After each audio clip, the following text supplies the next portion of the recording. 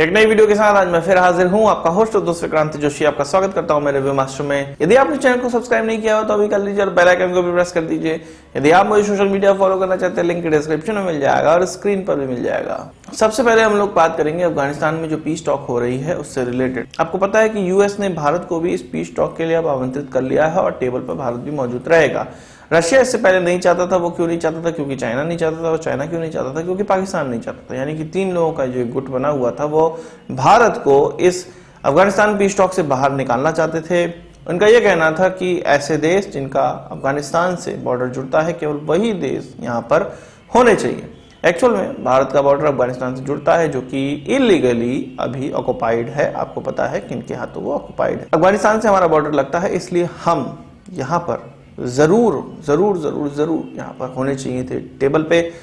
पाकिस्तान ये नहीं चाहता था। अब जब यूएस ने भारत को यहाँ पर इंक्लूड कर लिया है तब अब पाकिस्तान ये करना चाह रहा है कि तालिबान को वो ये कहेगा कि अफगानिस्तान में और भी ज्यादा जान माल की हानि करे और भी ज्यादा अटैक करे। ये चीज रशिया और चीन के द्वारा प्लानिंग की गई है और पाकिस्तान इसको अंजाम देगा तालिबान को वहां पर ज्यादा से ज्यादा डिस्टेबिलिटी क्रिएट करने के लिए। इससे वो नेगोशिएट कर पाएगा कि भारत की बात ना मानी जाए अफगानिस्तान पीस टॉक में। ये तीनों ही देश इस चीज से खफा हैं। ज्यादातर तो पाकिस्तान खफा है कि अमेरिका ने भारत को यहाँ पर इंक्लूड कर लिया है और अब भारत की बात भी वहां पर मानी जाएगी।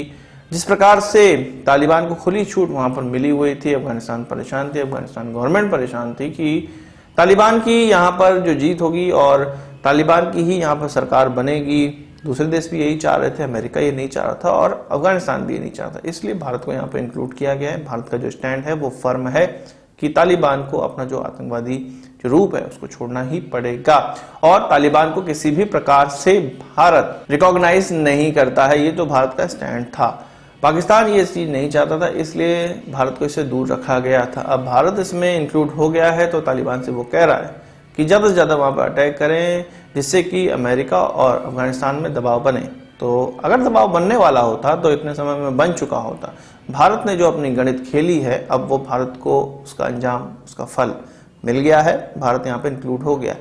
पाकिस्तान को जो गणित खेलनी है वो खेलता रहे। हर गणित का जवाब दुनिया के किसी भी कोने में भारत के पास है, अफगानिस्तान में तो खासकर। बात करते हैं क्वाड की और जनरली इसको क्वाड प्लस फ्रांस देखा जा रहा है। अभी एक ला पेरोस उनकी नेवल एक्सरसाइज होती है जो कि 2019 में भी हुई थी। 2019 में इसमें ऑस्ट्रेलिया, जापान और यूएस ने शिरकत की थी। भारत इसमें शिरकत नहीं किया हुआ था। इस बार भारत को भी इनवाइट किया गया है। अप्रैल में ये एक्सरसाइज होने वाली है और कहा जा रहा है कि ये पूरी तरह से फ्रांस प्लस क्वाड इस प्रकार की एक्सरसाइज हो रही है।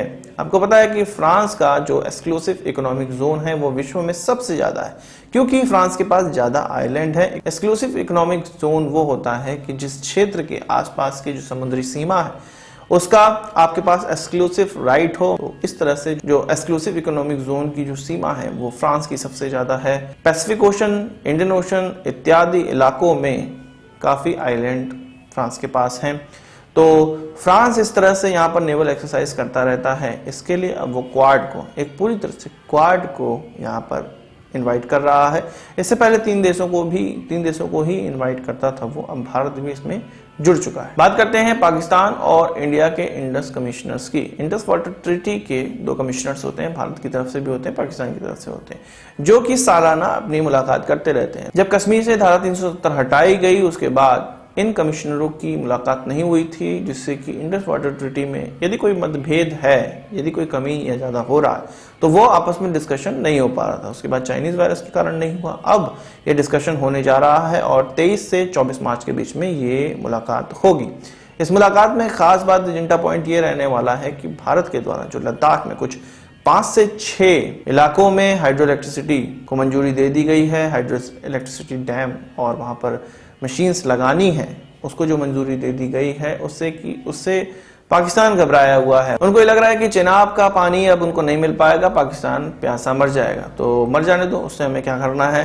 दूसरी बात, इस ट्रीटी में ये कहा गया है कि भारत के पास ये पूरे अधिकार हैं कि इसमें हाइड्रो इलेक्ट्रिसिटी का प्लांट भारत लगा सकता है, पर पाकिस्तान के पास भी ये राइट्स हैं कि अगर उसके डिजाइन में कोई प्रॉब्लम है तो वो इसके लिए आवाज उठा सकता है, भारत से डिस्कशन कर सकता है। तो इसी के तहत ये डिस्कशन होने वाला है। इसी जो राइट्स पाकिस्तान को दिए गए हैं उस पर डिस्कशन होने वाला है।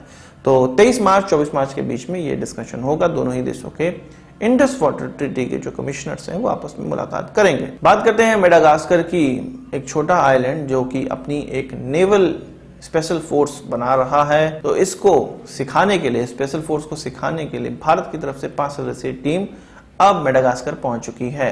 आईएनएस जलस्व के माध्यम से भारतीय नेवी की टीम वहां पर पहुंची।